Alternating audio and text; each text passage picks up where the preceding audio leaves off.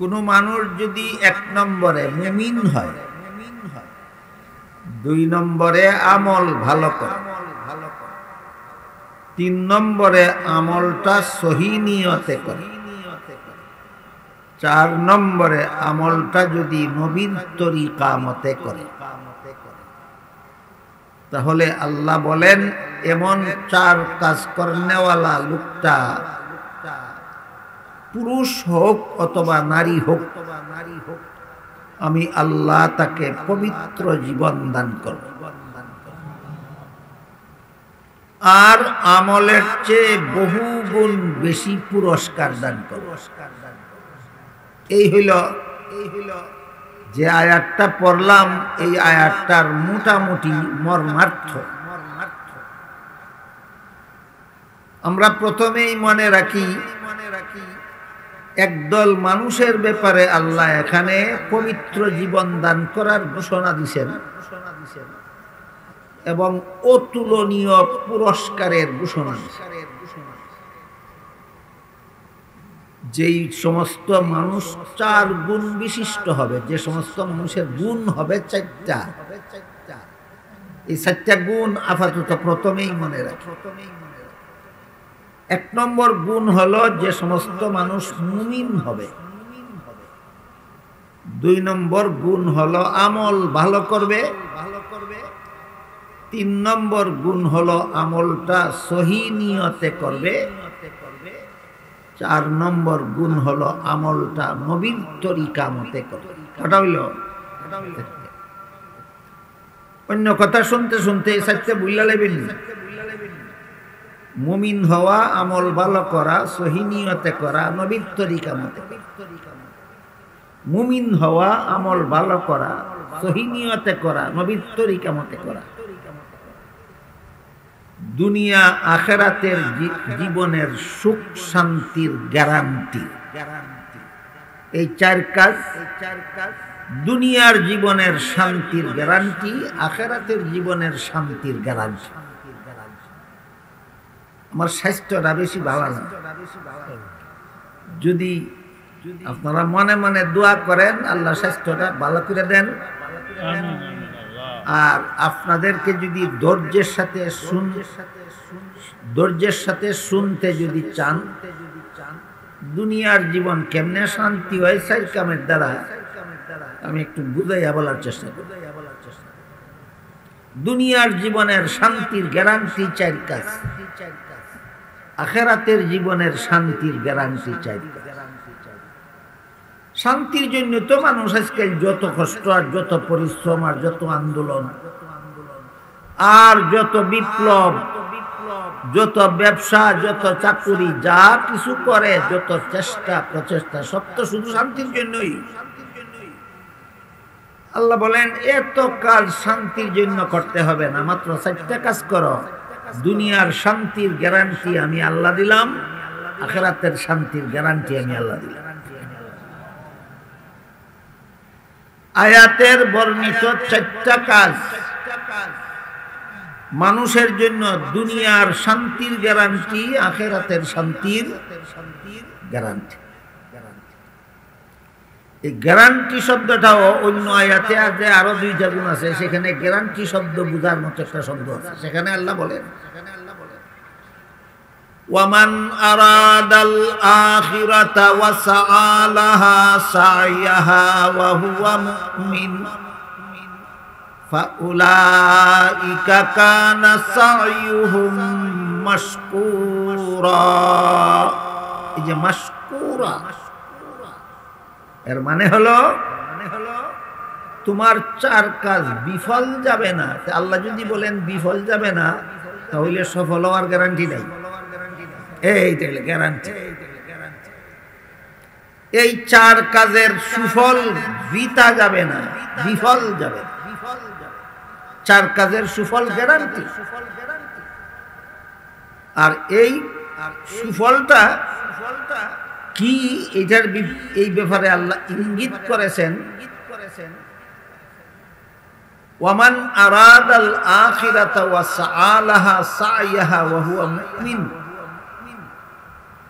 মান আমিলা সালিহাম মিন যাকারিন আও উনসা ওয়া হুয়া মুমিন ফালানুহইয়ান্নাহু হায়াতান তাইয়্যিবা। এই হায়াতে তাইয়্যিবা এর অর্থ হইল পবিত্র জীবন। পবিত্র জীবনের ব্যাখ্যা যদি আপনারা একটু পরে আল্লাহ আমারে তৌফিক দেন বলতে পারি, আপনারা শুনতে পারেন, তাইলে পরিষ্কারভাবে বুঝতে পারবেন পবিত্র জীবনের মর্মই হলো দুনিয়ার জীবনের শান্তি, আখিরাতের জীবনের শান্তি। মাশকুরানের মর্ম হলো গ্যারান্টি।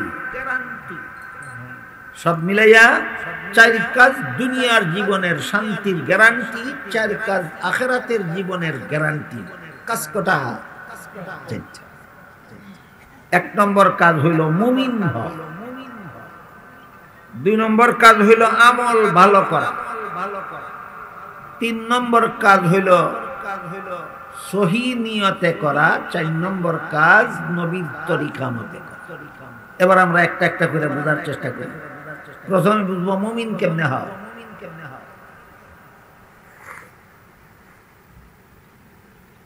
এক হাদিসে উল্লেখ আছে রাসূল করিম সাল্লাল্লাহু আলাইহি ওয়াসাল্লাম বলে দিয়েছেন, ছয়টা কথা যারা বিশ্বাস করে এরাই মুমিন। কটা কথা? ছয়টা কথা। চার কাজ হইল দুনিয়া আখিরাতের শান্তির গ্যারান্টি। চার কাজের প্রথম কাজ হইল মুমিন হওয়া। আর অন্য হাদিসে রাসূল বলে দিয়েছেন, ছয় কথা বিশ্বাস করলেই মুমিন। ছয় কথা বিশ্বাস করলেই। এই ছয় কথার প্রথম কথা হলো আমি আল্লাহকে বিশ্বাস করি, প্রথম কথা। দুই নম্বর কথা হইল আমি আল্লাহর ফিরিস্তাগণকে বিশ্বাস করি। তিন নম্বর কথা হইল আমি কুরআন বিশ্বাস করি। চার নম্বর কথা হইল আমি নবী রাসূল বিশ্বাস করি। পাঁচ নম্বর কথা হইল আমি তাকদীর বিশ্বাস করি। তাকদীর বুঝেন তো? তাকদীর বিশ্বাস করি। ছয় নম্বর কথা হইল আমি আখিরাতের চিরস্থায়ী জীবন বিশ্বাস করি। কটা হইল? এই ছয় কথা যেই বিশ্বাস করে হেই মুমিন। যে আল্লাহ বিশ্বাস করে, ফিরিস্তা বিশ্বাস করে, কুরআন বিশ্বাস করে, নবী রাসূল বিশ্বাস করে, তাকদীর বিশ্বাস করে, পরকাল বিশ্বাস করে, সেই মুমিন। সেই মুমিন। বুঝে থাকতে বলেন তো আপনারা যারা শুনতেছেন, আপনারা মুমিন কিনা? কেমনে বুঝলেন? আমার নবী বলছেন ছয় কথা বিশ্বাস করলেই মুমিন। কাজে আমি যেহেতু ছয় কথা বিশ্বাস করি, অবশ্যই আমি মুমিন। অবশ্যই আমি।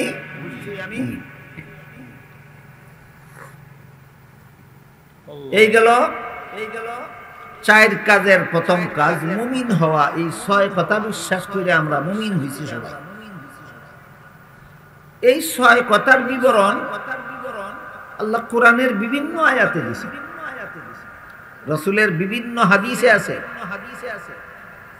এর মধ্যে হাদিসে জিবরিল নামের একটা হাদিস আছে। এই হাদিসে ছয় কথা ধারাবাহিকভাবে উল্লেখ আছে। কিন্তু আপনারা যারা কোরআন হাদিস পড়েন না, শিখেন না, বুঝেন না, আপনারা ছয় কথা পাবেন কোথায়? আপনাদের সুবিধার জন্য আলেমগণ একটা কাজ করছেন। এই কোরআন হাদিসের বর্ণিত ছয় কথা, যে ছয় কথা বিশ্বাস করলে আমি মুমিন হতে পারি, এই ছয়টা কথা কোরআন হাদিস থেকে বাছাই করিয়া একটা কলেমার মধ্যে উল্লেখ করে দিয়েছে। এই কলেমাটার নাম হইল ঈমানে মুফাসসাল। আমানতু বিল্লাহি ওয়া মালাইকাতিহি ওয়া কুতুবিহি ওয়া রুসুলিহি ওয়াল ইয়াউমিল আখিরি ওয়াল কদরি খাইরিহি ওয়া শাররিহি মিনাল্লাহি তাআলা ওয়াল বাসি বাদাল মাউত। আশা করি অনেকেই জানেন। জানেন কি? এই হেনই ছয় কথা। এইখানেই ছয় কথা বলা। আমানতু বিল্লাহি অর্থ আমি আল্লাহকে বিশ্বাস করি, আল্লাহর প্রতি বিশ্বাস স্থাপন করলাম। ওয়া মালাইকাতিহি অর্থ আমি আল্লাহর ফেরেশতাগণকে বিশ্বাস করি। ওয়া কুতুবিহি অর্থ আমি আল্লাহর নাজিল করা আসমানি কিতাবগুলি বিশ্বাস করি। কুরআন আসমানি কিতাব নেই, বিশ্বাস করি। ওয়া রুসুলিহি অর্থ আমি আল্লাহর প্রেরিত নবী রাসূলগণকে বিশ্বাস করি। ওয়াল ইয়াউমিল আখিরি আমি আখিরাতের জীবন চিরস্থায়ী জীবন বিশ্বাস করি। ওয়াল কদরি খাইরিহি ওয়া শাররিহি মিনাল্লাহি তাআলা আমি ভালো মন্দ তকদির আল্লাহর পক্ষ থেকে নির্ধারিত বিশ্বাস করি। এর মধ্যে তকদিরের ব্যাপারে অনেকের অনেক রকমের শুভা সন্দেহ থাকে। এটা পরিষ্কার করার জন্য আমি দুই একটা উদাহরণ দিই। মানুষ অসুস্থ হইলে ডাক্তারের কাছে গিয়ে চিকিৎসা করে, ডাক্তারের ব্যবস্থাপত্র দেয়, ঔষধ দেয়, রোগী ডাক্তারের নির্দেশ মতো ঔষধ ব্যবহার করে, অনেকেই সুস্থ হয়। মাঝে মাঝে এখানে ফুলাফানে দৌড়াদৌড়ি চিল্লাচিল্লি করে, এটা বন্ধ করে, ফুলাফান যেন চিল্লাচিল্লি না করে, এদের আওয়াজ আমার ডিস্টার্ব হয়।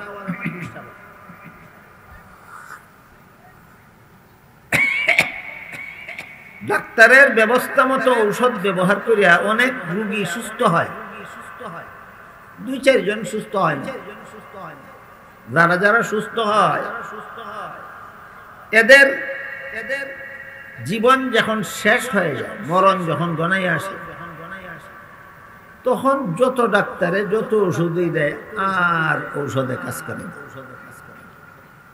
সারা জীবন ওষুধে কাজ করলো, এখন কাজ করে না কেন? তার হায়াত শেষ।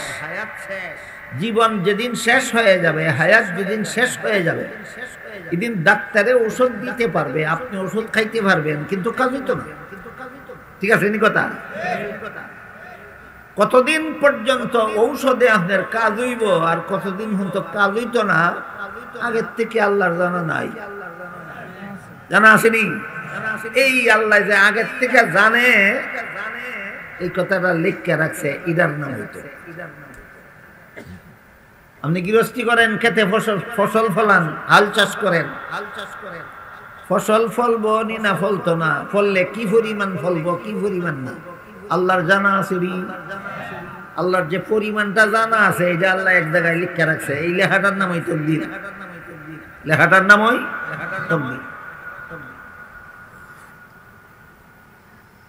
মানুষ বিয়া শাদী করে, সন্তানাদি জন্ম হয়, কার ঘরে সন্তান হইব কার হইতো না, কার ঘরে কত সন্তান হইল, যত সন্তান হইল এদের মধ্যে ছেলে কয়টা হইব মেয়ে কয়টা হইব আল্লাহর আগের থেকে জানা নাই। জানা ভালো করে বুঝা কই, জানা আসেনি? আল্লাহর জানা কথাটা শুধু লিখে রাখছে, এই লেখাটার নাম হইতো। আল্লাহ যে আগের থেকে জগতের যা কিছু সবকিছু আল্লাহ জানে, আল্লাহ জগৎ সম্পর্কে যা কিছু জানে আগের থেকে, এই জানাটা আল্লাহ শুধু লিখে রাখছে, এই লেখাটার নাম তকদির। আল্লাহ যদি জানে 80 বছর বয়স পর্যন্ত আপনার ঔষধে কাজ হইব, 80 বছর ঔষধে কাজ হইব, 80 বছর হয়ে গেলে আর কোন ওষুধ খাইলে কাজ হইতো না, মরণ হয়ে যাবে। এটা যদি আল্লাহর জানা থাকে, এটি তো আল্লাহ তকদির লিখে রাখছে। এখন যদি 80 বছর বয়সে আপনি যে অসুস্থ হইলেন, এই সময় যদি আরো ওষুধ খান, আর ওই ওষুধে যদি সুস্থ হইয়া আপনি আরো 3 বছর বাঁচেন, কথার কথা, তাহলে প্রমাণ হয়ে গেল আল্লাহর জানাটা ভুল ছিল। নাউযুবিল্লাহ, হইতেই পারে। আল্লাহ যে জানে আপনি 80 বছর বাঁচবেন, আপনি যদি এখন 83 বছর বাঁচেন, তাহলে তো সব বস্তুই যে আল্লাহ ভুল জানতো, হইতেই পারে না। সুতরাং আল্লাহ যা কিছু জানে, এর ব্যতিক্রম কোনোদিন বিন্দু মাত্র হতে পারে না।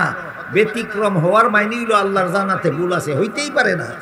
এইভাবে আল্লাহকে সবকিছু নির্ধারিত পরিমাণ জানে বললা বিশ্বাস করার নাম ওই তকদির বিশ্বাস করা।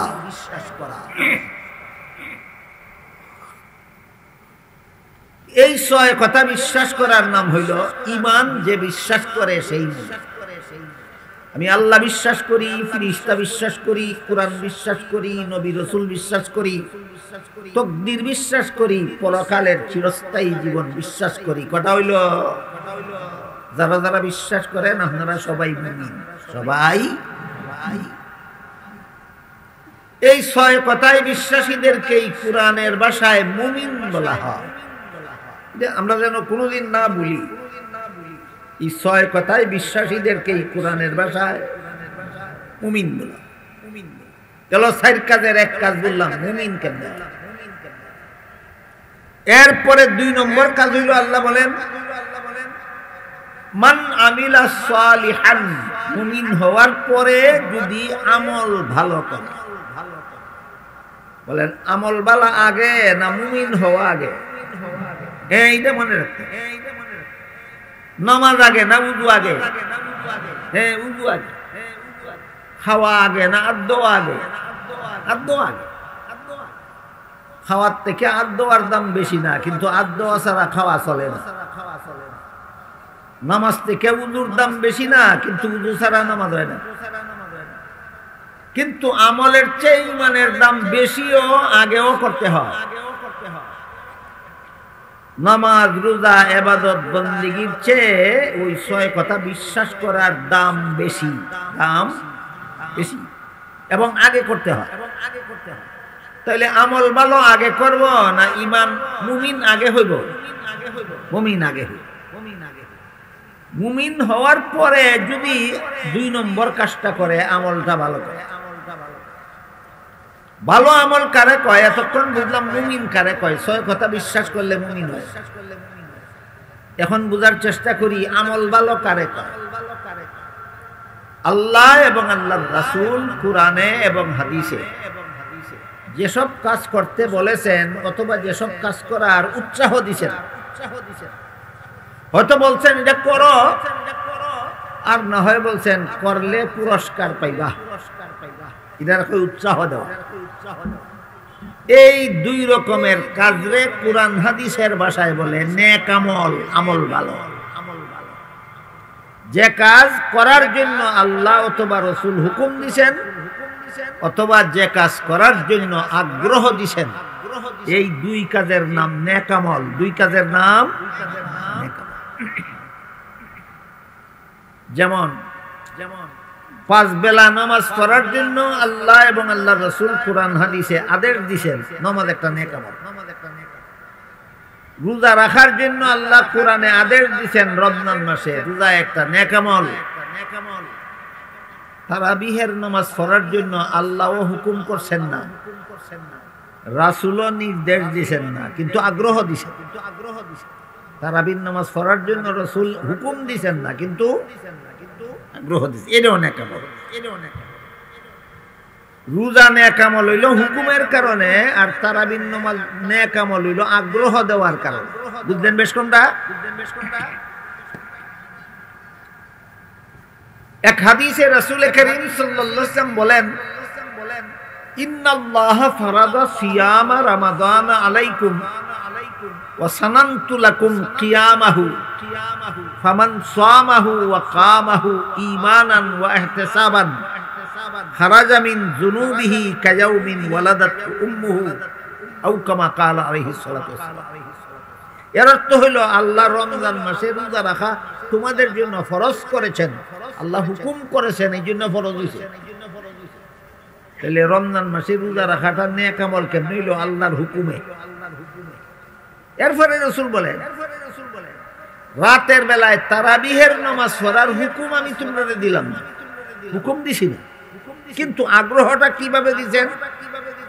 বলেন আল্লাহর ফরজ রোজাটা যদি দিনের বেলায় রাখো, আর সাথে সাথে যদি রাতের বেলায় তারাবিহের নামাজটা ঠিকমতে পড়ো, তাহলে আল্লাহ তোমার সারা জীবনের গুনাহ মাফ করে দিবে।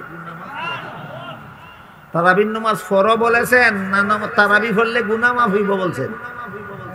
হুকুম হইল না আগ্রহ দেওয়া হইল? এই 2 ভাবে নেক আমল হয়। আল্লাহ এবং আল্লাহর রাসূল কোরআনে অথবা হাদিসে কোন কাজের হুকুম করলে এটাও নেক আমল, কোন কাজের হুকুম না করে আগ্রহ দিলে সেইটার নামও। এই হলো নেক আমলের পরিচয়। আল্লাহ বলেন মান আমিলা সালিহাম মিন যাকারিন আও উনসা ওয়া হুয়া মুমিন। কোন মানুষ 1 নম্বরে যদি মুমিন হয় আর 2 নম্বরে যদি আমল ভালো করে। 1 নম্বর কাজ মুমিন হওয়া, 2 নম্বর কাজ আমল ভালো করা, ভালো আমল। ভালো আমল করার কতগুলি পুরস্কার আছে দুনিয়াতে। মুমিনে যদি আমল ভালো করে তাহলে এদের জন্য দুনিয়াতে কতগুলি পুরস্কার আছে। একটা পুরস্কার আছে মুমিন আমল ভালো করলে, একটা চূড়ান্ত পুরস্কার আছে মরণকালে।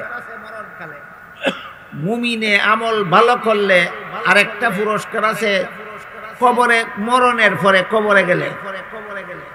মুমিন আমল ভালো করলে আরেকটা পুরস্কার আছে পরকালে। আমি এক রাইতে তো সবগুলি পেয়ে শেষ করতাম।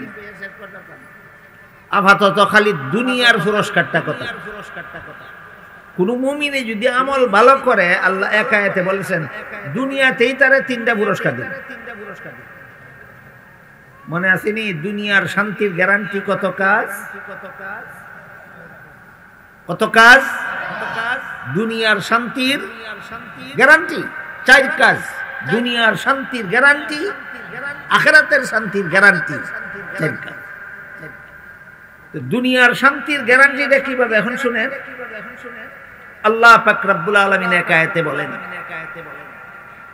ওয়াদাল্লাহুল্লাযীনা আমানু মিনকুম ওয়া আমিলুস সালিহাতি লায়াস্তাখলিফান্নাহুম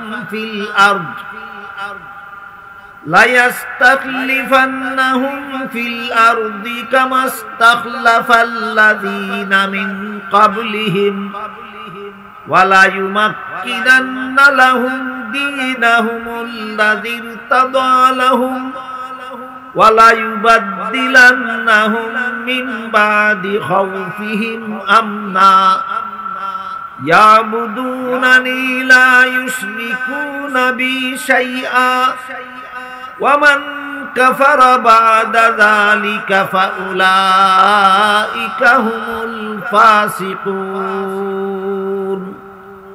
এখানে আল্লাহ বলেন, হে মুমিন মুসলমানেরা, তোমরা ঈমান আনার পরে যদি আমল ভালো করো তাহলে দুনিয়াতেই তোমাদেরকে 3টা পুরস্কার দেবে। কটা? আল্লাহ দুনিয়াতে নেক আমলওয়ালা ঈমানদারকে দুনিয়াতে 3 পুরস্কার দিলে শান্তি হইব আখিরাতে গিয়া না দুনিয়াতেই। এই আগেই কইছিলাম, আমরা যদি মনোযোগ দিয়ে শুনেন আর আল্লাহ আমার স্বাস্থ্যটা ভালো রাখে, দুনিয়াতে কেমনে সাইকাম, কেমনে দুনিয়ার জীবনে শান্তির গ্যারান্টি হয় আমি বুঝাবার চেষ্টা করি। বুঝ দেওয়ার মালিক আল্লাহ, চেষ্টা করার দায়িত্ব। আল্লাহ বলেন, হে মুমিন মুসলমানেরা, তোমরা মুমিন হওয়ার পরে আমল যদি ভালো করো তাহলে দুনিয়াতেই তোমাদেরকে 3টা পুরস্কার দেব। সামনের কথা শোনার আগে মনে রাখেন, মুমিনে আমল ভালো করলে আল্লাহ দুনিয়াতে পুরস্কার কটা দিবেন? পিছনে 3টা। 1 নম্বর, সারা পৃথিবীর শাসন ক্ষমতা মুমিন মুসলমানের হাতে দিবে। পৃথিবী মুসলমানের শাসন, ইমানদারে শাসন করবে পৃথিবী। কোন বেঈমান কাফিরকে পৃথিবী শাসন করতে দেব না। 1 নম্বর পুরস্কার। 2 নম্বর পুরস্কার আল্লাহ বলেন, তোমরা যে ইসলাম গ্রহণ করার কারণে মুসলমান হইছো, এই ইসলাম ধর্মকে আমি সারা দুনিয়াতে প্রতিষ্ঠা করে দেব। 2 নম্বর পুরস্কার। 3 নম্বর পুরস্কার বলেন, ওয়ালা ইউবাদদিলান্নাহুম মিন বাদি খাউফিহিম আমনা। সারা দুনিয়ার সমস্ত সন্ত্রাসীদের হামলা থেকে মুসলমানেরা তোমাদেরকে দুনিয়াতে নিরাপদ করে দেব। কটা পুরস্কার হইল? 1 নম্বর পুরস্কার হইল দুনিয়ার শাসন ক্ষমতা আল্লাহ মুসলমানদের হাতে। 2 নম্বর পুরস্কার, ইসলাম ধর্মকে আল্লাহ নিজের দায়িত্বে সারা বিশ্বে প্রতিষ্ঠা করে দেবে।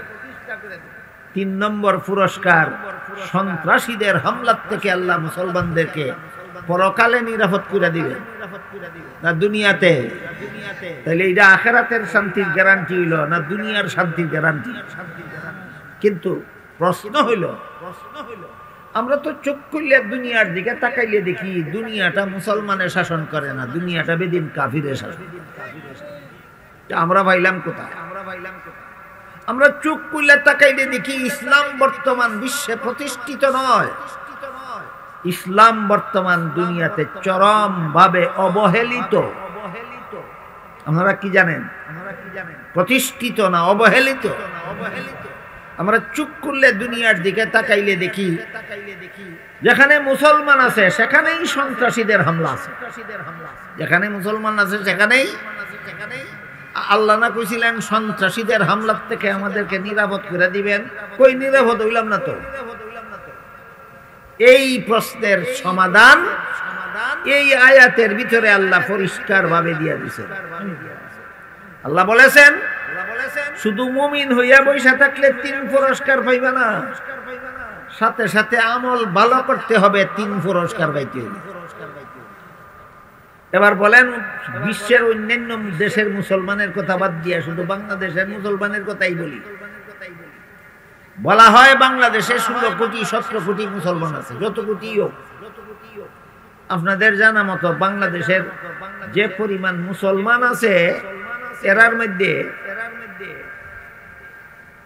দুর্নীতিবাজ মুসলমান কজন আর দুর্নীতি মুক্ত কজন?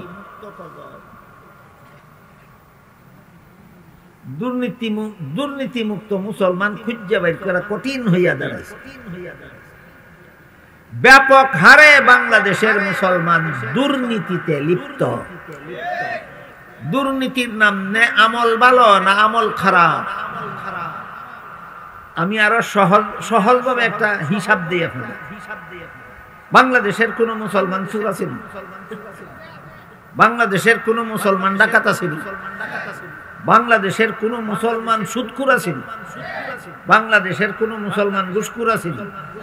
মদখোর আছে? গাঞ্জাখোর আছে? দুর্নীতিবাজ আছে? জালিয়াতিকারী আছে? চক্রান্তকারী আছে? মানুষের সম্পদ জুড়ে দখল করনেওয়ালা আছে? ছিনতাইকারী আছে? হাইজ্যাকার আছে?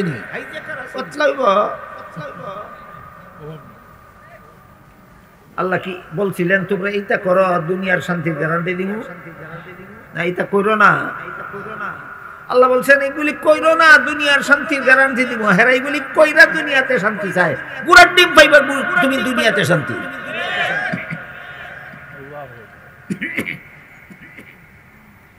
সুতরাং আল্লাহ পাক রব্বুল আলামিন আমাদেরকে দুনিয়াতে 3 পুরস্কারের গ্যারান্টি দিয়েছেন, খারাপ আমল করার শর্তে নয়, আমল ভালো করার শর্তে। এই জন্য ওই আয়াতে ঈমান আনার পরেই আমল ভালো করার কথা। মান আমিলা সালিহাম মিন যাকারিন আও উনসা ওয়া হুয়া মুমিন। কোন মানুষ যদি মুমিন হয় আর আমল যদি ভালো করে তাইলে দুনিয়াতে 3 পুরস্কার। না ধৈর্য ধরে শুনলে মরণকালের পুরস্কারটাও কই। মুমিনে যদি আমল ভালো করে তাহলে মরণের আগে পাইব 3 পুরস্কার, মরণকালে পাইব 1টা পুরস্কার। পুরস্কারটা কত বড় শুনলে বুঝবেন। ধৈর্য ধরে শুনবেন। যদি বলেন আমার একটু কষ্ট হইলেও আমি বলবো। আল্লাহ পাক রব্বুল আলামিন বলেন ইন্নাল্লাযীনা ক্বালু রাব্বুনাল্লাহু সুম্মা ইসতাকামু তাতানাজ্জালু আলাইহিমুল মালাঈকাতু আল্লা তাখাফু ওয়া লা তাহজানু ওয়া আবশিরু বিল জান্নাতিল্লাতী কুনতুম তুআদুন। আল্লাহ বলেন কোন মানুষ আল্লাহকে রব মানার পরে, ওই আল্লাহকে রব মানা মানে মুমিন হওয়া। আল্লাহকে রব মানা এর মানে মুমিন। আল্লাহকে রব মানার পরে যদি মরণ পর্যন্ত নেক আমলে অটল থাকে, আল্লাহর হুকুম পালনে অটল থাকে, নেক আমলে অটল থাকে। আল্লাহ কি বলছেন? মুমিন হইয়া বইয়া থাকো না মরণ পর্যন্ত নেক আমল করতে থাকো। এইটা মনে রাখতে হবে। মুমিন হইয়া বসে থাকলে না, মুমিন হওয়ার পর থেকে মরণ পর্যন্ত আল্লাহর হুকুম পালন করতে থাকো, নেক আমল করতে থাকো, নামাজ রোজা ইবাদত বندگی করতে থাকো। তাহলে মরণকালে তোমাদেরকে এত মূল্যবান একটা পুরস্কার আমি আল্লাহ দেব, এর চেয়ে বড় মূল্যবান কোনো পুরস্কার মানুষের জীবনে আর হতে পারে না। মুমিনরা যদি মরণ পর্যন্ত নেক আমল করতে থাকে, আল্লাহ মরণকালে ছোটখাটো একটা পুরস্কার দিবে না, সবচেয়ে বড় পুরস্কার। সবচেয়ে বড় পুরস্কারটা কি, এর বিবরণ দিয়ে আল্লাহ বলেন,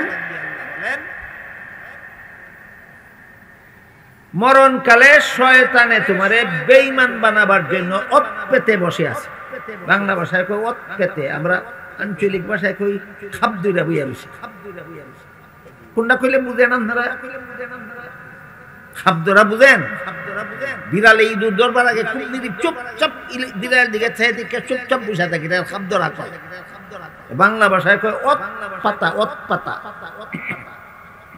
শয়তান প্রত্যেকটা মুমিনকে মরণকালে বেঈমান বানাবার জন্য খাবদুরা বইয়া বসে, ওত পেতে বসে আছে। একজন মুসলমানকেও বেঈমান বানানোর চেষ্টা ছাড়বে না শয়তানে মরণকালে। আল্লাহ বলেন, হে মুমিন মুসলমানেরা, তোমরা যদি ওই সময়টা আসা পর্যন্ত নেক আমলে অটল থাকো, তাহলে মরণকালে শয়তান তোমাকে বেঈমান বানাতে দেব না। রহমতের ফিরিস্তা পাঠিয়ে তোমাকে ঈমান নিয়ে মরণে আমি আল্লাহ সাহায্য করি।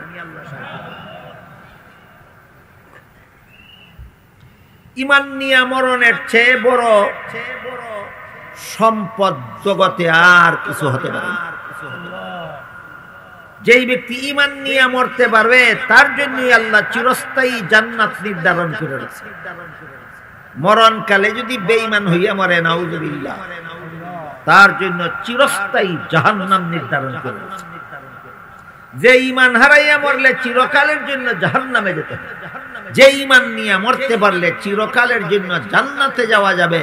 বলেন, এর চেয়ে বড় মূল্যবান জিনিস আর কি হতে পারে?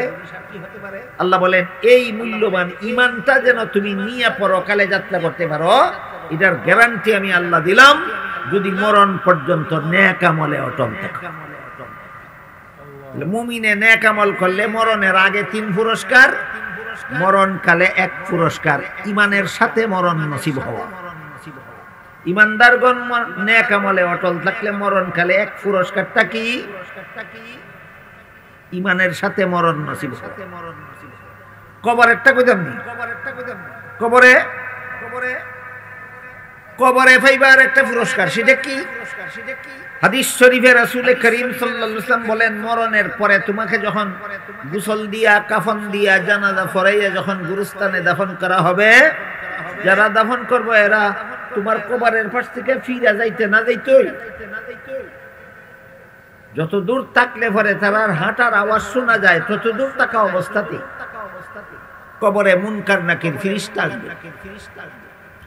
ফিরিস্তা এসে সে দেখবে যে ফিরিস্তা আয়েশা তাকে জীবিত কইরা বসাইছে, বসাইয়া 3টা কথা জিজ্ঞাসা করছে, মার রাব্বুকা, মা দীনুকা, মান হাযার রাজুলুল্লাযী বুইসা ফীকুম ওয়া ইউকালু লাহু মুহাম্মদ। হাদিসের ভাষায় কইলাম, আমাদের বাংলা ভাষায় হইল, দফনের পরপরই মুনকার নাকির ফিরিস্তা মুর্দাকে সে দেখবে, তাকে জিন্দা করে বসাইয়া প্রশ্ন করতেছে। কি প্রশ্ন? 1 নম্বর প্রশ্ন করবে তোমার রবকে, 2 নম্বর প্রশ্ন করবে তোমার ধর্ম কি, 3 নম্বর প্রশ্ন করবে মুহাম্মদুর রাসূলুল্লাহ সম্পর্কে তোমার মতামত। যদি আপনি ঈমান নিয়ে মরতে পারেন, আল্লাহর রাসূল বলেছেন 3 প্রশ্নের জবাব কবরে দিতে পারবেন। আমার কথা বুঝে থাকলে বলেন, কবরে মুনকার নাকির ফিরিস্তার 3 প্রশ্নের জবাব দিতে পারবে কে? ঈমান নিয়ে মরতে পারবে যে। মনে থাকবো নি সারা জীবন? মুনকার নাকির ফিরিস্তার 3 প্রশ্নের জবাব দিতে পারবে কে? ঈমান নিয়ে মরতে পারবে। জবাব দেওয়া মাত্রই আল্লাহ ফিরিস্তাদেরকে বলবেন, ওয়াসসিউ লাহু কবরহু, তার কবরের জগৎটাকে প্রশস্ত করে দাও। হাদিসের এই অংশটা আমি আপনাদের কেমনে বুঝাই? ধরেন 5 হাত বাই 5 হাত একটা রুম, কামরা, বিল্ডিং এর কত হাত 5 হাত বাই 5 হাত। এই কামরাটার ভিতরে আপনি ঘুমাইছেন, গভীর ঘুমে ধরছে পরে আপনি স্বপ্নে দেখতেছেন আপনি বিশাল একটা রাজবাড়ির সিংহাসনে ঘুমাইয়া আছেন। সিংহাসনটাই ফেন্ডালটার থেকে আরো বড়। এটা কি ঘুমাইবার আগে দেখছিলেন না ঘুমানির পরে দেখতেছেন? ঘুমাইছিলেন কত বড় কামরা, আর ঘুমে ধরার পরে দেখতেছেন কত বড় বিশাল। ঠিক তেমনি ভাবে মুর্দারে দাফন করার সময় দেখে 3.5 হাত গর্ত, আর যখন 3 প্রশ্নের জবাব দিয়া সারে তখন দেখবে যতদূর পর্যন্ত দৃষ্টি যায় ততদূর পর্যন্ত বিশাল একটা জান্নাতের বাড়ি। কবরের পুরস্কার, ওই ইমানদার নেক আমলওয়ালা কবরের পুরস্কার। রাসূল বলেন কবরে থেকে একটা জান্নাতের বিশাল একটা বাড়ির পুরস্কার দেওয়া হবে। কবরে তার গায়ে জান্নাতের পোশাক পরাইয়া দেওয়া হবে। কবরের বাড়িতে তার জান্নাতের বিছানা বিছাইয়া দেওয়া হবে। আল্লাহ ফেরেশতাদের হুকুম করবেন কবরের বাড়ির সাথে তার জান্নাতের বাড়ির সাথে তার কবরের বাড়ির একটা গেট খুলে দাও, কিয়ামত পর্যন্ত যেন জান্নাতের সুখ শান্তি এখানে আসা যাওয়া করতে থাকে।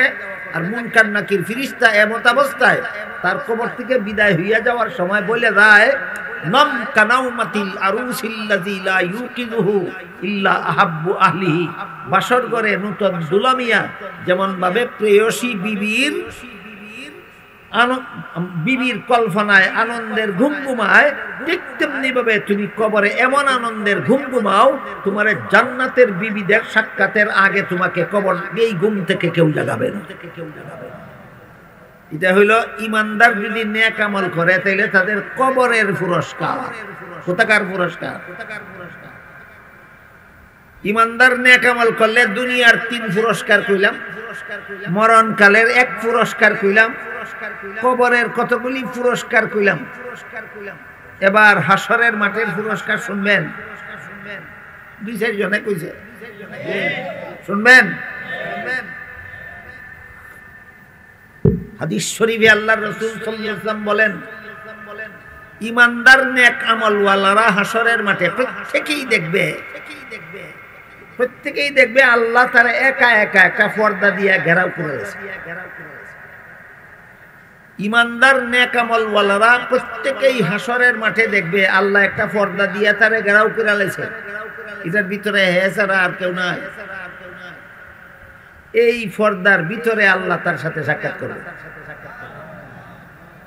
সাক্ষাৎ করে কইবেন যে তুমি সারা জীবনে আমার এই পরিমাণ নিয়ামত ভোগ করছো, ঠিক আছে নি? কইব ঠিক আছে।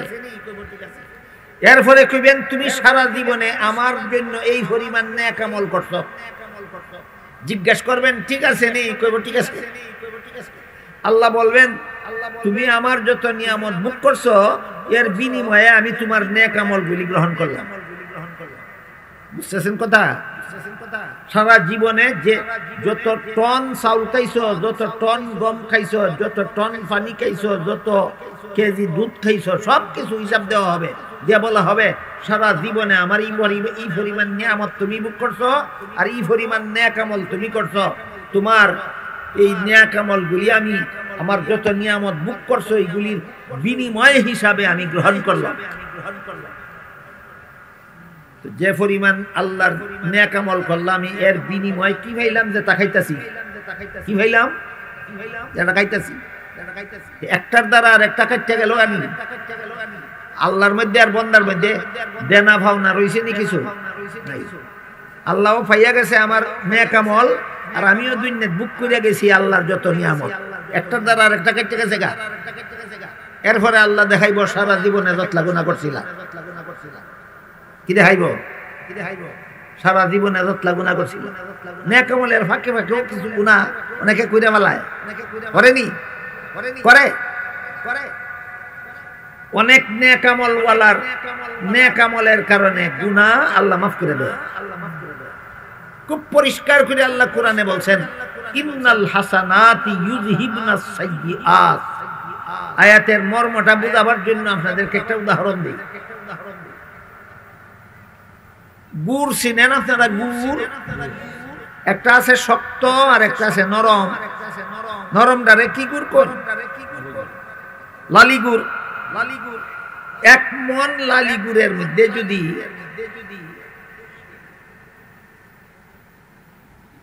এক মন লালি গুড়ের মধ্যে যদি 100 গ্রাম ধুলাবালু 100 গ্রাম ধুলাবালু যদি 1 মন লালি গুড়ের মধ্যে মিশা থাকা আর দেখা যাইব দেখা যাইত এই লালি গুড়টা বিক্রি হইব এই 100 গ্রাম ধুলুবালি 1 মন লালি গুড়ের মধ্যে মিশা যাওয়ার কারণে এই লালির দামে ওই এই 100 গ্রাম ধুলুবালি বিক্রি হয়ে যায়। কিন্তু আপনার যদি ধুলাবালি তাকে 1 মন আর লালি গুড় তাকে 100 গ্রাম আর মিশিয়ে রাখেন, কোন ভাবে কিনব? আমি কি উদাহরণটা আপনাদের বুঝাইতে পারলাম? একজনের 1 মন লালি গুড়ের মধ্যে 100 গ্রাম ধুলাবালু, ধুলাবালু লালি গুড়ের দামে বিক্রি হয়। আর একজনের 1 মন ধুলাবালুর মধ্যে 100 গ্রাম লালি গুড়, কোন ভাবে কিনব? ঠিক তেমনি ভাবে ইমানদার ওলাদের নেক আমল হবে 1 মন লালি গুড়ের মতো, আর ফাঁকে ফুঁকে একটা দুইটা গুনাহ হবে 100 গ্রাম ধুলাবালুর মতো। ওইগুলি আল্লাহ ওই পর্দার ভিতরে একা একা তারে দেখাইয়া কইবেন, সারা দুনিয়ার জীবনে আমার যত নিয়ামত ভোগ করছো এর বিনিময়ে যত নামাজ রোজা ইবাদত বন্দেগী করছো আমি গ্রহণ করলাম, তোমার আমার দেনা ভাবনা শেষ, তখন কও তোমার গুনাহগুলির শাস্তি কাটাই নিব। আল্লাহ রসুল বলেন, যখন আল্লাহ পর্দার ভিতরে বন্দারে একা একা জিজ্ঞাসা করে ফেলবেন, এখন কও তোমার গুনাহগুলির শাস্তি কে নিব, তখন বন্দা মনে করবে যে আমার এখন জাহান্নামে যাওয়া ছাড়া গতি নাই। ঠিক এই মুহূর্তে আল্লাহ বলেন, তোমার এই নেক আমলগুলির কারণে তোমার এই ছোটখাটো ফাঁকে ফুকের সজত সামান্য গুনাহ আমি তোমারে মাফ করে দিলাম। নেক আমলের হাসরের মাঠে নেক আমলের পুরস্কার। মুমিন বান্দা যদি আমল ভালো করে দুনিয়ার পুরস্কারের কথা বুঝে মনে আসেনি? মুমিন বান্দা যদি আমল ভালো করে মরণকালের পুরস্কারের কথা মনে আসেনি? মুমিন বান্দা যদি আমল ভালো করে কবরের পুরস্কারের কথা মনে আসেনি? মুমিন বান্দা যদি আমল ভালো করে, আল্লাহ রাসূল বলেন হাসরের মাঠে আল্লাহ গোপনে একা একা পর্দার আড়ালের ভিতরে তার জীবনের হিসাব নিকাশ কইরা তোমার জীবনের গুনাহ মাফ করে দিলাম, পুরস্কার দিবেন।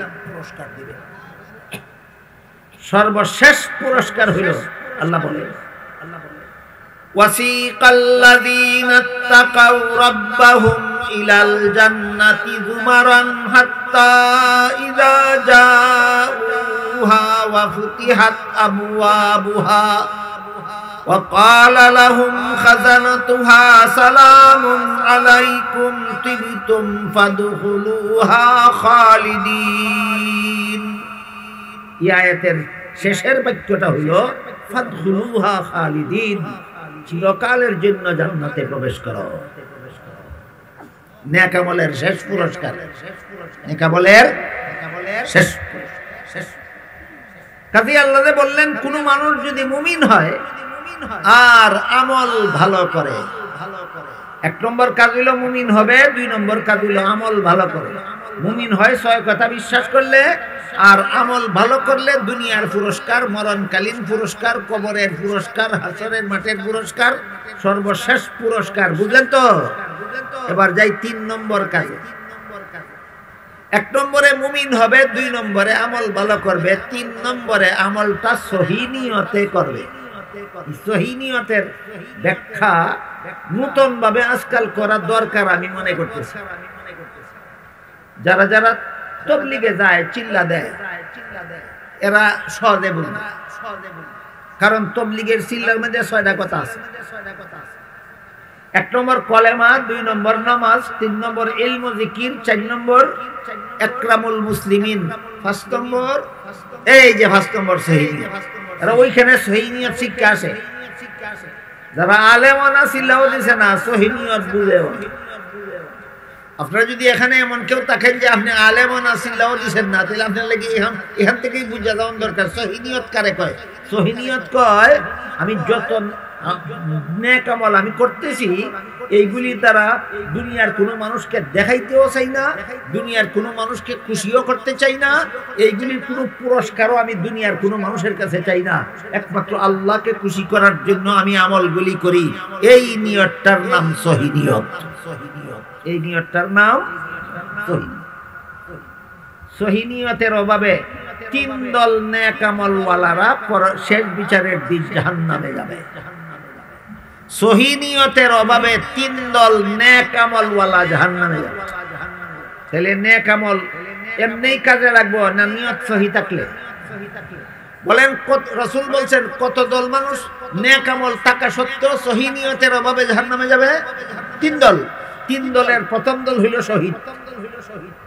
হাদিস শরীফে আল্লাহ রাসূল বলেন, হাসরের মাঠে আল্লাহ এক প্রকার শহীদরা জিজ্ঞাসা করবেন, তুমি কি আমল কইরাইছো? তুমি আল্লাহ তোমার রাস্তায় যুদ্ধ কইরা জান দিয়া শহীদ হইয়াছি।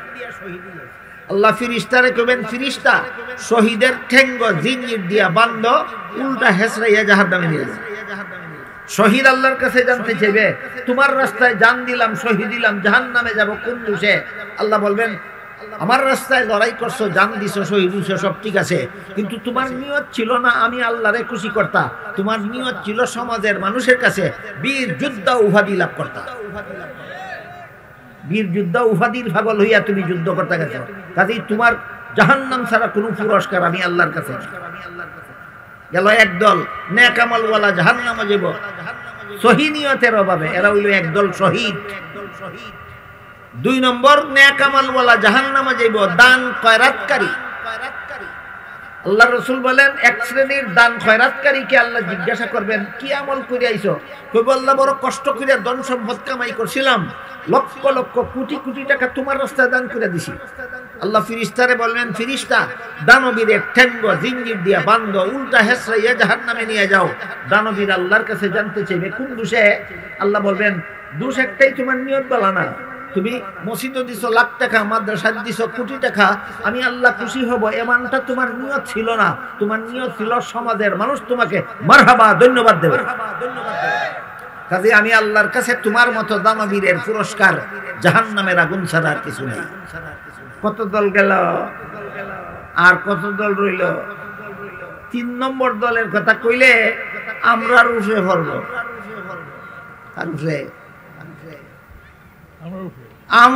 আমরা যারা আওয়াজ করি। হাদিস শরীফে আল্লাহ রাসূল বলেন, হাসরের মাঠে আল্লাহ এক শ্রেণীর আলেমদেরকে জিজ্ঞাসা করবে।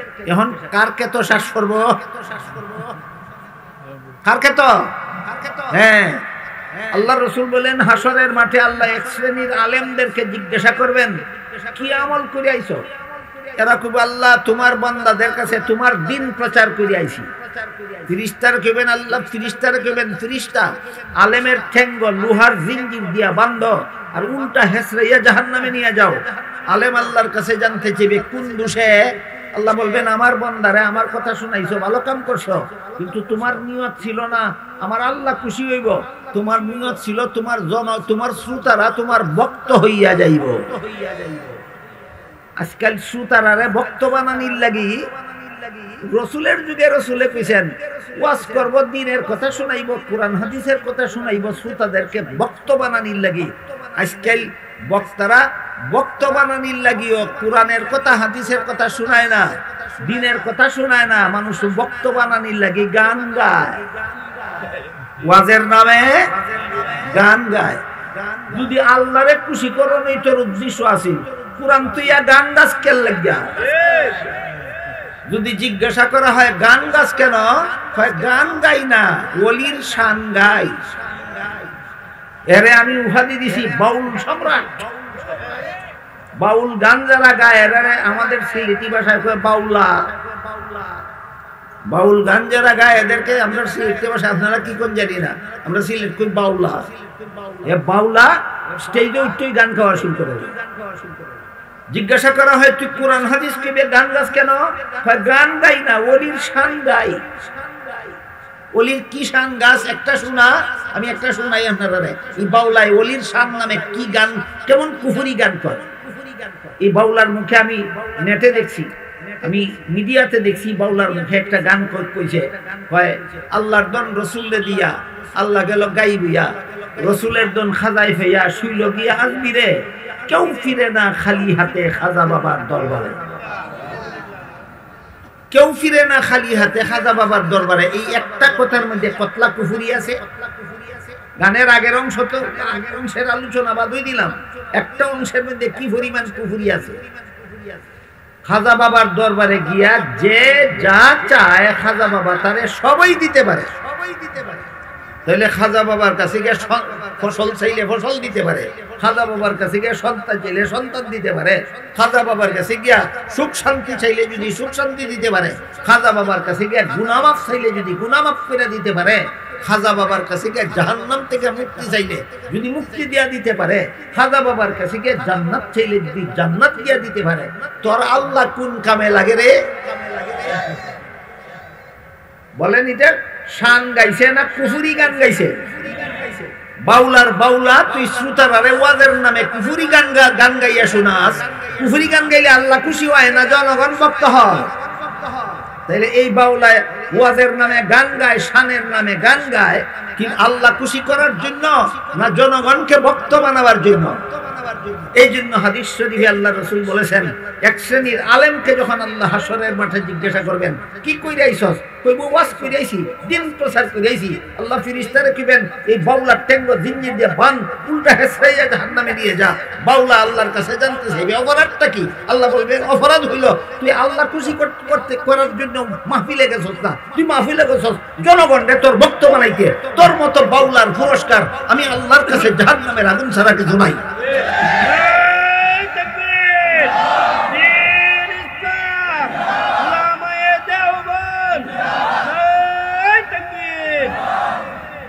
কত দল গেল জাহান্নামে, নেক আমলের অভাবে না সহি নিয়তের অভাবে? এই জন্য আল্লাহ কোন মানুষ যদি মুমিন হয় আর আমল ভালো করে, আর আমলটা যদি সহি নিয়তে করে, এটা কত নম্বর কাজ? 3 নম্বর কাজ, আমলটা সহি নিয়তে। আমি ওয়াজ করব মানুষ আমার ভক্ত বানাইবার জন্য না আল্লাহকে খুশি করার জন্য? আল্লাহকে খুশি করা। কার নিয়তে কি আছে আল্লাহ ছাড়া কেউ জানে না, এটা একটা কথা আছে ঠিকই। আমার নিয়তে কি আছে আল্লাহ ছাড়া কেউ জানে না, ওনার নিয়তে কি আছে আল্লাহ ছাড়া কেউ জানে না, ওনার নিয়তে কি আছে আল্লাহ ছাড়া কেউ জানে না। এটার একটা উদাহরণ আমি আপনাদের দিই। আমের ভিতরে একটা বিচি থাকে না, এটাতে কি কই আমরা সিলেট কই বড়া, আমের বড়া। আমের বড়ার ভিতরে একটা বিচি থাকে, বিচিটা যতদিন তাজা থাকে ততদিন পর্যন্ত বিচিটা রুইলে সারা হয়, গাছ হয়। বলেন তো আমের বড়ার ভিতরের বিচিটা তাজা না পচা দেখা যায়? দেখা যায়। তাহলে বুঝবেন কেন এটা তাজা না পচা? রুইলে যদি 7-10 দিনের ভিতরে সারা গজাইয়া জায়গা, তো সারা দিককে বোঝা যায় বিচি তাজা। আর রুইলে যদি 1 মাস যায়, 2 মাস যায়, 3 মাস যায়, সারা যদি গজায় না, দেখা যায় না, কিন্তু বোঝা যায় বিচি হচ্ছে গেছে না। ঠিক তেমনি ভাবে বাউলাই যদি তওবা কইরা কুফরি গান ছাইরা দেয়, তাহলে বোঝা গেল বিচি তাজা হইছে। আর যদি জীবন যায় বাউলায় কুফরি গান ছাড়ে না শানের নামে, বোঝা গেল তোর ইমানের বিচি হচ্ছে গেছে গা। ওখান বোঝা গেল নিয়ত কি ছিল, ওখান বোঝা গেছে নিয়ত কি আছিল। তোর নিয়ত আছিল মানুষের ভক্ত বানাইতে। আল্লাহর রাসূল বলেন, আল্লাহ বলবেন, তোর মতো আলিমের পুরস্কার আমি আল্লাহর কাছে জাহান্নামের আগুন ছাড়া কিছু না। গেল 3 কাম। 1 নম্বর মুমিন হওয়া, 2 নম্বর আমল ভালো করা, 3 নম্বর সহি নিয়ত। সহি নিয়তটা কি আমি আপনাদের বুঝাইতে পারলাম? তাহলে বলুন, আমরা যারা যারা আপনারা ওয়াজ করি, আমার মনে যদি তাকে আপনারা ভক্ত বানানি, আপনারা টের নাও হইতে পারে। কারণ আমি যদি সহি শুদ্ধ কোরআন হাদিসের কথাই শোনাই, গীত যদি গাই না, গানও যদি গাই না, কুফরি বাউলা গানও যদি না গাই, তবুও আমার মনে মনে নিয়ত থাকতে পারে মানুষ আমার ভক্ত হোক। পারে কিনা? এটার দরবার কোনো উপায় নেই। কিন্তু কুরআন নাই, হাদিস নাই, আল্লাহর কথা নাই, নবীর কথা নাই, আখিরাতের কথা নাই, দেহের দুঃখের কথা নাই, শুধু গান আর গান সারা জীবনই কয়। এরপরেও কি বোঝার বাকি থাকে না তুই আল্লাহ খুশি করার লাগি মাহফিলে যাস না মানুষ ভক্ত বানানোর লাগি মাহফিলে যাস? আলামতে পরিষ্কার ভাবেই বোঝা যায় কার নিয়তে কেমন আছে। অনেকের আছে আলামতটাই বোঝা যায় না, এটা ভিন্ন কথা। এই জন্য রাসূলের এই হাদিসটা আমাদের সকলের স্মরণ রাখা দরকার। 3 দল নেক আমলওয়ালা জাহান্নামে যাবে, সহি নিয়তের অভাবে। একদল শহীদ, একদল দানবীর, একদল আলেম, একদল শহীদ, একদল দানবীর, একদল আলেম সহি নিয়তের অভাবে জাহান্নামে যাবে। আর রইছে কত কাম? এক কাম। এটা কি? নবীর তরিকা। ঈমান, আমল, সহি নিয়ত, নবীর তরিকা। ১ নম্বর মুমিন হওয়া, ২ নম্বর নেক আমল করা, ৩ নম্বর সহি নিয়তে করা, ৪ নম্বরটা নবীর তরিকা। নবীর তরিকা কি এবার বুঝি? তরিকা শব্দটা আরবি ভাষা, এর বাংলা হইল পদ্ধতি, নিয়ম। মানুষের জীবনের সকল কাজের নিয়ম পদ্ধতি নবী শিক্ষা দিছে। মানুষের জীবনের সকল কাজের নিয়ম পদ্ধতি রাসূল শিক্ষা দিছে। সংসারের কাজেরও পদ্ধতি রাসূল শিক্ষা দিছেন, ধর্মের কাজেরও পদ্ধতি রাসূল শিক্ষা দিছেন। সংসারের কাজও যদি নবীর শিক্ষা দেওয়া পদ্ধতিতে করা হয়, সংসারের কাজ করেও ইবাদতের সওয়াব পায়। এই কথাটা বুঝবার লাগে একটা উদাহরণ দেব। এক হাদিসে আল্লাহর রাসূল বলেন, একটা লোকে যদি তার বিবির সাথে মিলামিশা করে, আল্লাহ তার ইবাদতের সওয়াব দান করে। শোনা মাত্রই সাহাবায়ে কেরাম বললেন, ওগো আল্লাহর রাসূল, একটা মানুষ তার বিবির সাথে মিলামিশা করে মনের আনন্দে না মনের দুঃখে? মনের আনন্দ মিটাইলেও যদি সওয়াব পাওয়া যায়, তাহলে তো বোঝা গেল সওয়াব কামাই করা বড় সস্তা ব্যাপার। এই কথা বলা মাত্রই রাসূল ওই সাহাবীরে জিজ্ঞাসা করলেন, বলো তো মনের আনন্দ করার জন্য নবীর তরিকা মতো বিবির কাছে না গিয়া যদি অন্য নারীর কাছে যাইতো, তাহলে গুনাহ হইতো কিনা? সাহাবী বলেন গুনাহ হইতো। তখন আল্লাহ রাসূল বলেন, কাজ একটাই, অন্য নারীর কাছে কাছে মনের আনন্দ করতো, নবীর তরিকা ছাড়া, এই জন্য হারাম। বিবির কাছে মনের আনন্দ করতে গেছে নবীর তরিকা মতো, এই জন্য ইবাদতের সওয়াব। বুঝাইতে পারলাম? বুঝে থাকলে বলেন, সংসারের কাজও যদি নবীর তরিকা মতে করে কি হয়? ইবাদতের সওয়াব। অনেক লম্বা হয়ে গেছে কথাবার্তা, আমারও স্বাস্থ্য আর বেশি সময় মানাইতো না। আপনারা কতটুকু ধৈর্য ধরে শুনতে পারবেন সেটা আমি জানি না, কিন্তু আমার স্বাস্থ্যের দিকে লক্ষ্য করে যা বুঝতেছি আর বেশি সময় বলতে পারবো না। এই জন্য এই উদাহরণটার দ্বারা বুঝলেন কিনা যে নবীর তরিকা মতো সংসারের কাজ করলে যে ইবাদতের সওয়াব হয়, এই উদাহরণটা বুঝলেন কিনা? যেমন ভাবে সংসারের কাজের বেলায় নবীর তরিকা আছে, তেমনি ভাবে ধর্মের কাজের বেলায়ও, নেক আমলের বেলায়ও, ইবাদত বন্দেগীর বেলায়ও নবীর তরিকা আছে।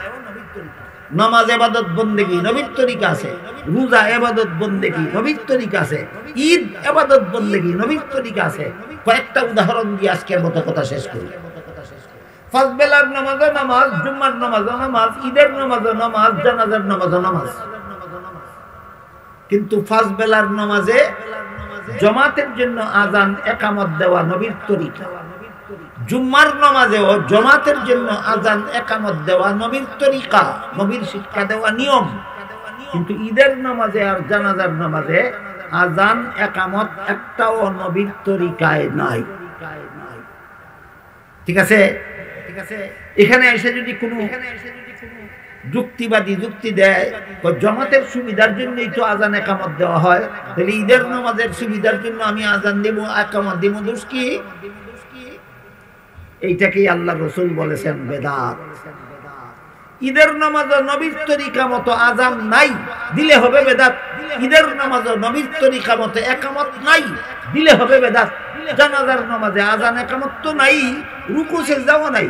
জানাজার নামাজে কোরআন তেলাওয়াত নাই, নবীর তরিকা মতে জানাজার নামাজে কোরআন তেলাওয়াত নাই, নবীর তরিকা মতে জানাজার নামাজে রুকু সিজদা নাই। এবার আমার কথা যারা বুঝছেন বলেন, কেউ যদি জানাজার নামাজে কোরআন তেলাওয়াত সওয়াবের কাম কইয়া করতে থাকে, কোরআন তেলাওয়াত বেদাত কেন? নবীর তরিকায় নাই।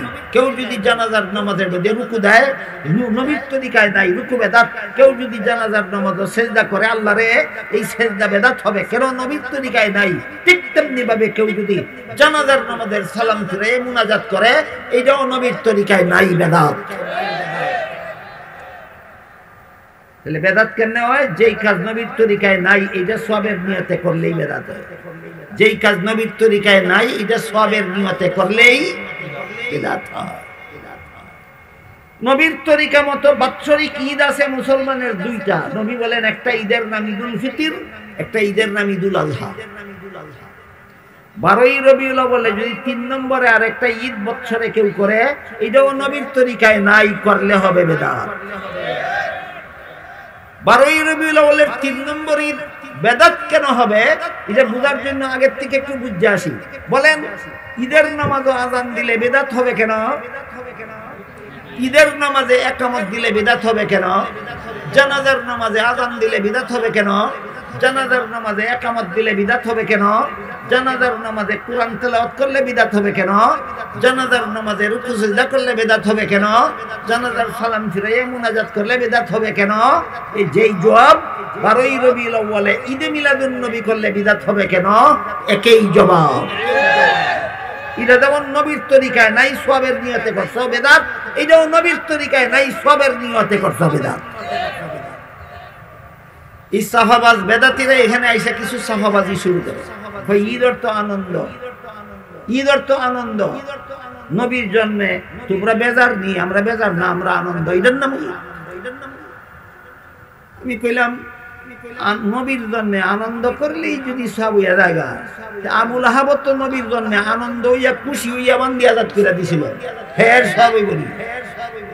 সাফাবাদে করছে কি, এটার কোনো জবাব দিতে না ভাইরা। কয় কয় আবুল আহাবে যেমন নবীর জন্মে আনন্দ দেখাইয়া সব পাইছে না, তেমনি ভাবে উবাই ইবনে কাব এক মুনাফিকের নাম, উবাই ইবনে কাব, হে সিরাতুন নবী পালন করছে, হে তো সব পাইছে না, তাইলে শুধু মিলাদুন নবীর দোষ হবে কেন? সিরাতুন নবীর তো দোষ আছে।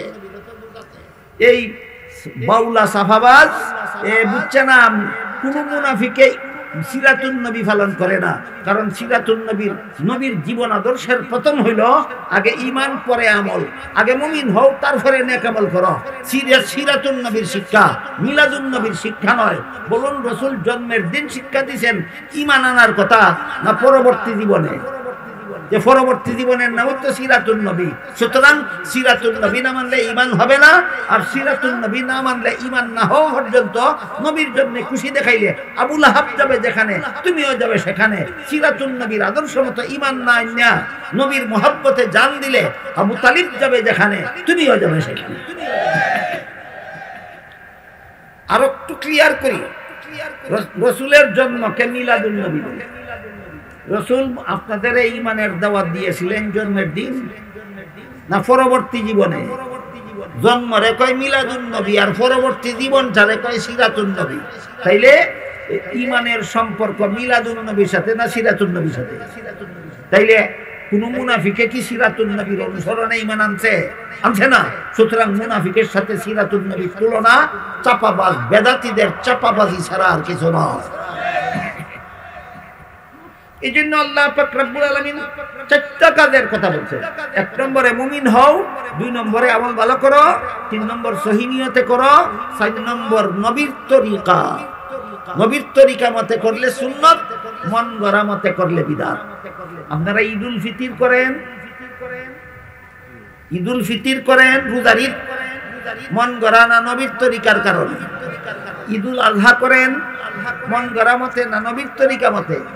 নবীর তরিকা মতে ঈদে মিলাদুন নবী নাই, যারা করে মন গড়া মতে করে। এই জন্য ঈদুল ফিতর নবীর সুন্নত, নবীর তরিকা, ঈদুল আজহা নবীর সুন্নত, নবীর তরিকা, ঈদে মিলাদুন নবী নবীর সুন্নত নয়, নবীর তরিকা নয়, যারা করে বেদাত করে। এই মর্মে হাদিস শরীফে রাসূল করিম সাল্লাল্লাহু আলাইহি ওয়াসাল্লাম বলেন, ইয়াকুম ওয়া মুহদাসাতিল উমুর ফাইন্না কুল্লা মুহদাসাতিন বিদআতুন ওয়া কুল্লা বিদআতিন দালালাহ ওয়া ক্বালা কুল্লা দালালাতিন ফিন্নার। সাবধান আমার উম্মত মুসলমানেরা, ধর্মের কাজ মন গড়া মতে করবা না, করলেই বেদাত হবে। মন গড়া যুক্তি দিয়ে ধর্মের কাজ করার নাম ওই বেদাত। বেদাত করলে জান্নাতের পথ হারাবে, জান্নাতের পথ হারালে জাহান্নামে যেতেই হবে। জিজ্ঞাসা করে, নবীর জন্মে তোমরা খুশি কিনা? আমি জবাব দিব পরে। নবীর মেরাজে তুই খুশি কিনা আগে কহ। আপনারা কে কে নবীর মেরাজে বেজার? খুশি? খুশি হইলে যদি ঈদ বানানি লাগে, নবীর জন্মে খুশি হইয়া ঈদ বানাইছ, মেরাজ নবীর মেরাজে খুশি হইয়া ঈদ বানাস না কেন? বলেন তো নবীর মক্কা বিজয় এটা আপনারা দুঃখের ব্যাপার না খুশির ব্যাপার? মক্কা বিজয়ের ঈদ গেল কই? বদরের যুদ্ধে নবী বিজয়ী হয়েছেন, এটা আপনাদের বেজার হওয়ার ব্যাপার না খুশির ব্যাপার? বদরে ঈদে জঙ্গে বদর গেল কই? এগুলি হলো সাফাবাজি, সাফাবাজি। শরীয়তের বিধান হইল তুমি মুমিন হও, আমল ভালো করো, সহি নিয়তে করো, নেক আমল গুলি সাফাবাজি ফিরে করবা না, নেক আমল গুলি নবীর তরিকা মতে করো। এই চার কাজ যারা করবে আল্লাহ বলেন আমি তাদেরকে পবিত্র জীবন দান করব। আর 2 মিনিট শুনবেন যদি বলেন এই পবিত্র জীবনের ব্যাখ্যাটা আগেই ওয়াদা করছিলাম, কইয়া দেব। মুফাসসিরিনে কেরাম তাফসীরের কিতাবে লিখেছেন পবিত্র জীবনের 2 ব্যাখ্যা। একটা হলো দুনিয়াতে পবিত্র জীবন, আর একটা হলো আখিরাতে পবিত্র জীবন। এবার বলুন, আল্লাহ যে বলছেন 4 কাজ যারা করব, এরা পুরুষ হোক নারী হোক, এদেরকে আল্লাহ পবিত্র জীবন দান করবেন। বলুন পবিত্র জীবনের ব্যাখ্যা কটা? 2টা। একটা দুনিয়াতে পবিত্র জীবন, আখিরাতে পবিত্র। ভালো করে মনোযোগ দিয়ে কান ফেটতে শুনেন, দুনিয়াতে পবিত্র জীবন কারে? আয়াতের ব্যাখ্যায় তাফসীরের কিতাবে লেখা আছে এই 4টা কাজ যারা করে, যারা মুমিন হয়, আমল ভালো করে, সহি নিয়তে করে, নবীর তরিকা মতে করে, এদের আত্মার মধ্যে আল্লাহ একটা স্পেশাল পাওয়ার দান করে। এদের আত্মার মধ্যে আল্লাহ একটা বিশেষ গুণ দান করে। গুণটা কি? গুণটা হইল এই 4 গুণে গুণান্বিত পুরুষ অথবা নারী যত বড় অভাবগ্রস্ত হোক না কেন, যত বড় বিপদগ্রস্ত হোক না কেন, যত বড় রোগে আক্রান্ত হোক না কেন, তার অন্তরটা কোনোদিন ঘাবড়ে যায় না। আল্লাহ তার অন্তরটাকে সান্ত্বনা দিয়া ভরপুর করে রাখে। 4 গুণে গুণী মুমিন মুসলমান নারী পুরুষ যত বড় অভাবগ্রস্ত হোক, তার মন কোনোদিন ঘাবড়ায় না, আল্লাহ তার মনও সান্ত্বনা দিয়ে রাখে। 4 গুণে গুণী নারী পুরুষ যত বড় বিপদগ্রস্ত হোক না কেন, তার মন কোনোদিন ঘাবড়ায় না, আল্লাহ তার মনের মধ্যে সান্ত্বনা দিয়ে রাখে। 4 গুণে গুণী নারী পুরুষ যত বড় রোগে আক্রান্ত হোক না কেন, তার মন কোনোদিন ঘাবড়ায় না, মনের মধ্যে আল্লাহ সান্ত্বনা দিয়ে রাখে। কি সে সান্ত্বনা? এর উদাহরণটা দিয়ে আজকের মতো কথা। হাদিস শরীফে রাসূল করিম সাল্লাল্লাহু আলাইহি ওয়াসাল্লাম বলেন, কোন মুমিন বান্দার পায়ে যদি একটা কাঁটা ফুটে, কাঁটা ফুটে বুঝেন? বড়ই গাছের নিচে দিয়া খালি পায়ে গেলে অনেক সময় কাঁটা ফুটে। কত ইঞ্চি গভীরে যায়? বড়র কাঁটা পায়ের তলায় ফুটলে কত ইঞ্চি গভীরে যায়? 1/4 ইঞ্চি, 1 ফুট পরিমাণ ভিতরে যায়। এতে যত সামান্য কষ্ট হয় তা আল্লাহ রাসূল বলেন এর বিনিময়েও আল্লাহ তাকে হয়তো কোনো গুনাহ মাফ করেন, আর না হয় মর্যাদা দান করেন। একটা বড়র কাঁটা পায়ে ফুটলে যে পরিমাণ কষ্ট হয়, এর দ্বারাও হয়তো কোনো গুনাহ মাফ হয়, আর না হয় আল্লাহ তার মর্যাদা বাড়াইয়া দেয়। তাহলে জটিল রোগে আক্রান্ত হইলে কাঁটা ফুটার কষ্টের চেয়ে কম না বেশি? বিপদে পড়লে কাঁটা ফুটার কষ্টের চেয়ে কম না বেশি? অভাবে পড়লে কাঁটা ফুটার চেয়ে কষ্ট কম না বেশি? তাহলে কাঁটা ফুটার কষ্টের দ্বারা যদি আল্লাহ 2 পুরস্কার নির্ধারিত করে রাখছে, তাহলে আমি যত বড় রোগে আক্রান্ত হই না কেন, আল্লাহ আমার জন্য মহা পুরস্কার নির্ধারণ করে রাখছে। এই ইয়াকিন, এই বিশ্বাস, এই ঈমান তার অন্তরকে ঘাবড়াতে দেয় না, তার অন্তর সান্ত্বনায় ভরপুর থাকে। আমি যত বড় অভাবগ্রস্ত হই, যত বড় ঋণগ্রস্ত হই, যত বড় বিপদগ্রস্ত হই, আমার অন্তর ঘাবড়ায় না। কোন বিশ্বাসে যে আল্লাহ এর বিনিময়ে আমার জন্য হয়তো গুনাহ মাফ করতেছে, আর না হয় বিশাল পুরস্কার আমার জন্য নির্ধারিত করে রাখছে। এই ইয়াকিন আমার আত্মার মধ্যে এমন একটা স্পেশাল পাওয়ার আসে। এই ইয়াকিনের দ্বারা, এই বিশ্বাসের দ্বারা অভাবের বিপদকে বিপদ মনে হয় না, ঋণের বিপদকে বিপদ মনে হয় না, রোগের বিপদকে বিপদ মনে হয় না, কোন রকমের অনিষ্টর কারণে অন্তর ঘাবড়াইয়া যায় না। এটা হইল দুনিয়ার শান্তির গ্যারান্টি। কোন জীবনের শান্তির গ্যারান্টি? দুনিয়ার পবিত্র জীবন মানে দুনিয়ার শান্তির গ্যারান্টি। পবিত্র জীবনের আর একটা ব্যাখ্যা হইল আখিরাতে পবিত্র জীবন। আয়াতের ব্যাখ্যায় তাফসীরের কিতাবে সাফ করে লেখা আছে, পরিষ্কারভাবে লেখা আছে, আখিরাতের পবিত্র জীবন মানে জান্নাতি জীবন। আখিরাতের পবিত্র জীবন মানে জান্নাতি জীবন। জান্নাতের জীবনটা কেমন পবিত্র এর বিবরণ দিয়ে শেষ করার মতো শারীরিক অবস্থা আমার নাই, স্বাস্থ্য মানায় না। এরপর একটা উদাহরণ দিয়ে কথা শেষ করি। হাদিস শরীফে উল্লেখ আছে জান্নাতি পুরুষদেরকে যে সমস্ত বিবি দেওয়া হবে, স্ত্রী দেওয়া হবে, এই সমস্ত বিবি জান্নাতি কোনো মহিলা, জান্নাতের কোনো স্ত্রী যদি শুধু হাতের পাঞ্জা, হাতের কবজির থেকে বাকি অংশটারে আমরা পাঞ্জা কই, আপনারা কি কই? পাঞ্জা। আল্লাহর রাসূল বলেন জান্নাতি কোনো বিবি যদি শুধু হাতের পাঞ্জাটা দুনিয়ার আকাশে ঝুলাইয়া দিত। কোথায়? দুনিয়ার আকাশে। তাহলে কিয়ামত পর্যন্ত দুনিয়ার আকাশে চন্দ্র সূর্য উদয় না হইলেও জান্নাতি মহিলার হাতের পাঞ্জার রূপে দুনিয়াতে জীবনে কোনোদিন রাত হইতো না। চিরকাল দুনিয়াটা হাতের পাঞ্জার রূপে ঝলমল ঝলমল ঝলমল করতে দেবে। হাদিস শরীফে রাসূল করিম সাল্লাল্লাহু আলাইহি ওয়াসাল্লাম বলেন এই সমস্ত মুখের, এই সমস্ত বিবিদের মুখের থুথুর মধ্যে মেশকে আম্বরের সুগন্ধ হবে। এই সমস্ত বিবিদের শরীরের ঘামের মধ্যে মেশকে আম্বরের সুগন্ধ হবে। এই সমস্ত বিবিদের ডেকুরের মধ্যে মেশকে আম্বরের সুগন্ধ হবে। রাসূল করিম সাল্লাল্লাহু আলাইহি ওয়াসাল্লাম বলেন এই সমস্ত বিবিদের পেটের ভিতরে পেশাবের মতো অপবিত্র জিনিস নাই। এই সমস্ত বিবিদের পেটের ভিতরে পায়খানার মতো অপবিত্র জিনিস নাই। এই সমস্ত বিবিদের পেটের ভিতরে মাসিকের পচা রক্তের মতো অপবিত্র জিনিস নাই।